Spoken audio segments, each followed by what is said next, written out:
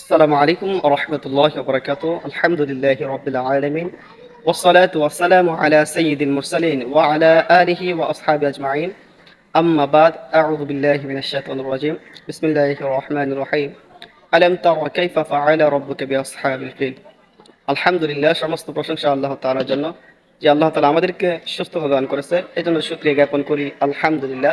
সম্মানিত ভিউয়ার্স, আজকে আমি আপনাদের সামনে আলোচনা করতে চলেছি সূরা ফিল নিয়ে। সূরা ফিল অর্থ হচ্ছে হাতি। আল্লাহ তাআলা এই সূরা কেন নাজিল করলেন এবং কিসের প্রেক্ষিতে নাজিল করলেন সে নিয়ে আজকে আলোচনা করব ইনশাআল্লাহ।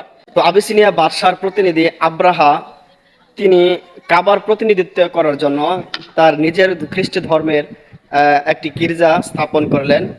এতে আরবের কুরাইশরা খুবই ব্যথিত হলো। জৈনিক আরব ব্যক্তি এসে নতুন কাবা এরকম ভাবে মলত্যাগ করে যায়, অর্থাৎ পায়খানা করে গেল, এবং ঘটনাক্রমে সেই কাবা আগুন লেগে ধ্বংস হয়ে যায়।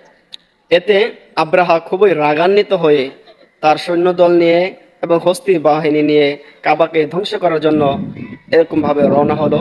যখন কাবার নিকটবর্তী পৌঁছিল তখন সমুদ্র হতে এরকম ভাবে আবাবিল নামক পাখি ঝাঁকে ঝাঁকে এসে তাদের উপর এরকম ভাবে পাথরের কঙ্কর নিক্ষেপ করলো এবং খোদাই শক্তিতে তারা সকলেই প্রায় এরকম ভাবে মৃত্যুবরণ করলো। এ সম্পর্কে আল্লাহ তাআলা বিস্তারিত কুরআনুল কারীমে সূরা ফিলের মধ্যে এই ঘটনা তুলে ধরেছেন, সেটা আজকে আপনাদের সামনে তুলে ধরবো ইনশাআল্লাহ।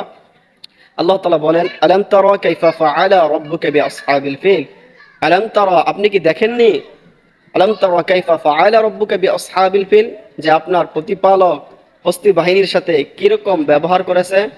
আলাম ইয়াজআল কাইদাহুম ফি তাদলিল, আপনার রব তাদের সকল পরিকল্পনাকে ধ্বংস করে দিয়েছেন। ওয়া আরসালা আলাইহিম তায়রান আবাবিল, এবং তাদের উপরে আবাবিল নামক পাখি প্রেরণ করলেন। তারমিহিম বিহিজারাতিন মিন সিজিল, এবং তারা তাদের উপর পাথরের কঙ্কর নিক্ষেপ করলো। জাআলাহুম কাআসফিম মাকুল, এবং তাদেরকে আল্লাহ তাআলা বক্ষিত তৃণেও সদৃশ করে ফেলেন।